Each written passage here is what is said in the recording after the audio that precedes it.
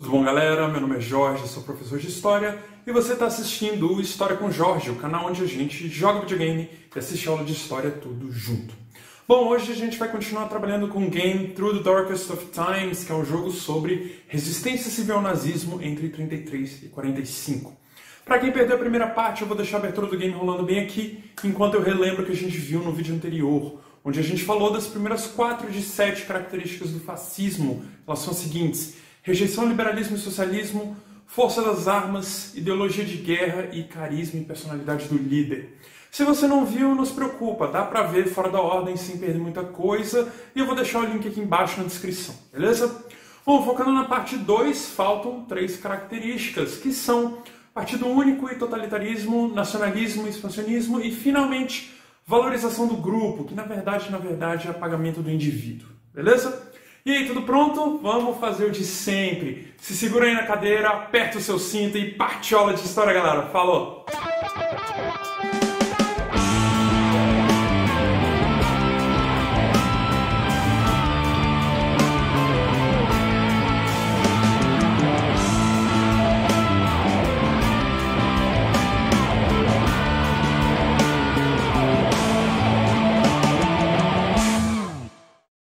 A quinta característica é o partido único e o tipo de governo totalitário. O fascismo tende sempre ao totalitarismo, ele não aguenta o plural, o debate democrático e o direito ao contraditório, como eu tinha acabado de mencionar. Por isso ele vai tentar apagar ou anular os partidos ou opções e opiniões políticas que não sejam alinhadas com aquelas do líder. Na prática, a gente vai ter uma fusão entre partido e Estado.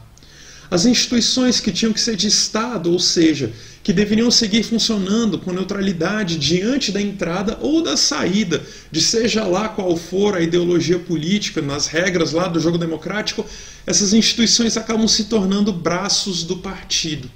Elas se tornam personalizadas, elas passam a funcionar a partir da agenda do partido ou para satisfazer os caprichos e as vontades dos seus líderes.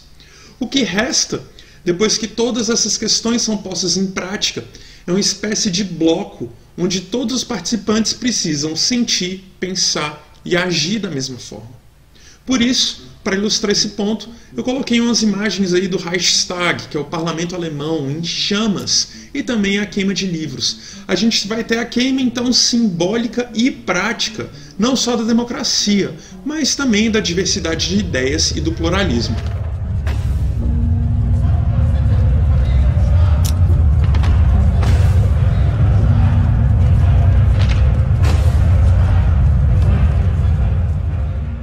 O ponto número 6, gente, é a mistura de nacionalismo e expansionismo. Esse ponto aqui é bem simples, ele pega carona lá no item 3, que é a ideologia de guerra. Aqui a gente vai ter a glorificação da cultura nacional como sendo superior às demais. Embora não tenha nada errado em valorizar a cultura nacional em si, o problema é quando isso é feito em detrimento das demais. O motivo é muito simples. Na hora que a gente começa a hierarquizar hábitos e práticas culturais, a gente está dando o primeiro passo para o etnocentrismo. Nesse tipo de pensamento, a gente também alimenta a ideia da arte degenerada, na qual você vai ter uma arte nacional com aspas autêntica, que representa a história e valores do com aspas o povo. Convém lembrar aí que essa história vai ser sempre uma versão da história. E que esse povo, entre aspas, vai ser sempre a fatia que a gente quer representar. Bom, esses dois tipos de artes vão entrar em choques, porque a arte degenerada vai estar cheia de valores estrangeiros, ela vai ser feita para corromper e manchar o espírito nacional e tudo mais. Então vai ser essa ideia aí do nós contra eles, e da necessidade de proteção interna e externa diante da influência nefasta dos outros, que vai nos levar ao expansionismo.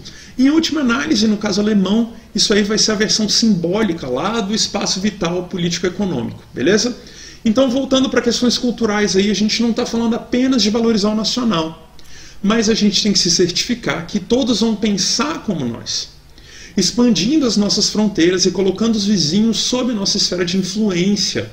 Na prática, isso vai significar duas coisas. Primeiro, a cooperação com países vizinhos para a formação de um bloco. seja Itália, Alemanha e Japão formando o eixo, ou o apoio alemão à Espanha, que vivia sob o fascismo do general Franco depois que os republicanos e os comunistas foram destruídos durante a Guerra Civil.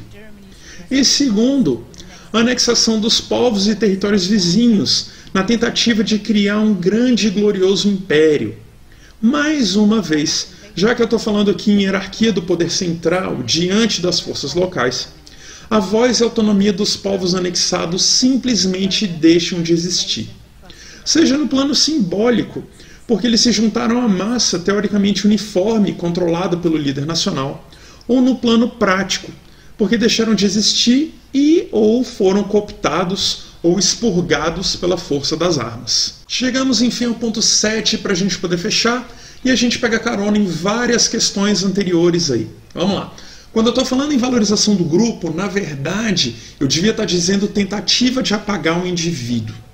Isso vai ser feito com combinação de fatores, como uma suposta homogeneidade racial, no caso específico da Alemanha, com a ideia do nós contra eles, que a gente acabou de tocar no item 6, com a cegueira diante dos mandos e desmandos do líder, que se estende também para a cegueira diante da própria derrocada daquele modelo político, com o consumo de propaganda sem crítica e sem reflexão, e finalmente com a adoção apaixonada ou com o endosso ao conjunto de ideologias do líder e do partido. Quando a gente combina isso tudo, a gente vai ter o resultado final de um indivíduo alienado, que acredita ser parte de um grupo que luta por um suposto bem-estar nacional, como se ele estivesse tentando salvar o país. Eu acho interessante, aliás, como o jogo usa os olhos dos personagens para representar essas questões. Os nazistas possuem esses olhos fundos que a gente está vendo aí, sem luz. Já o restante das pessoas possui olhos vivos e brilhantes. De volta aí aos nossos sem luz, as opções e opiniões dessas criaturas já não me importam mais, porque elas foram cooptadas a servir aquilo que o líder julga ser necessário para o suposto sucesso nacional. Essas pessoas vão se sentir pertencentes a um determinado projeto. É como se o mundo fosse complexo e caótico demais para a gente dar conta dele. Por isso a opção acaba sendo pela fuga, pelo abrigo numa visão de mundo que simplifica a realidade, que oferece uma leitura que é fácil de engolir, com inimigos e objetivos claros, com cada coisa no seu devido lugar. É nesse ponto que, sociologicamente falando, está o encanto das pessoas pelo fascismo.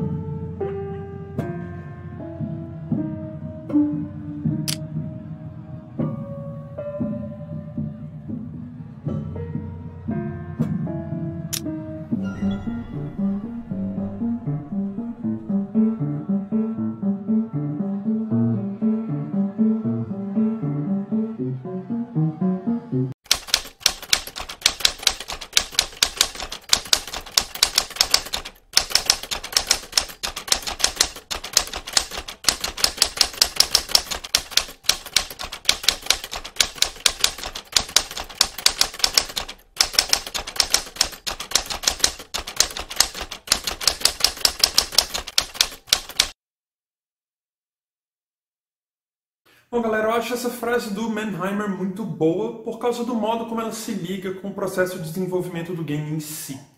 Os dois grandes caras por trás desse jogo são o Jorg Friedrich e o Sebastian Sands. Eles trabalharam em jogos bem legais e bem populares aí, tipo Dead Island 2, Desperados 2 e o Drakengard, que é um jogo um pouco mais de nicho, mas o ponto é, esses dois caras pediram demissão das suas posições anteriores porque eles estavam com vontade de, abre aspas, fazer jogos mais relevantes, fecha aspas. No site oficial aqui do game parece que o espírito do Mannheimer está vivo, porque as informações sobre o jogo são montadas num esquema de perguntas e respostas, E uma dessas perguntas é: posso mudar a história? A resposta que está aí no site é: estamos convencidos de que a história é um extrato de histórias que as pessoas vivenciam e criam com seus pensamentos, palavras e ações. Então sim, você pode mudar a história, e no game também. Eu acho muito legal quando a gente vê os jogos, né? Uma indústria que movimentou 120 bilhões de dólares em 2019, tomando uma posição crítica diante das coisas, experimentando com outros formatos de narrativa, de direção de arte, apoio e muita pesquisa histórica mesmo. E como eu já falei antes, a gente já deu esse esquema de jogos com caras machões, mulheres de pouca roupa, armas gigantes e alienígenas terroristas, enquanto a gente pega os loot boxes, paga lá as microtransações, velho, deu, chega, né? Bom, crítica feita aí, não resisti, vamos lá. Pro episódio de hoje, acho que a gente vai ficando por aqui, né? Se você tem outras sugestões de games de qualquer período histórico, escreve aqui embaixo nos comentários. Mais uma vez, meu nome é Jorge, eu sou professor de História. Se lembra aí de curtir, compartilhar e deixar feedback, belezinha? Abraços virtuais e com distanciamento social para todo mundo. Se cuida aí, lavem as mãos, fique em casa se possível e racha de estudar, galera. Falou!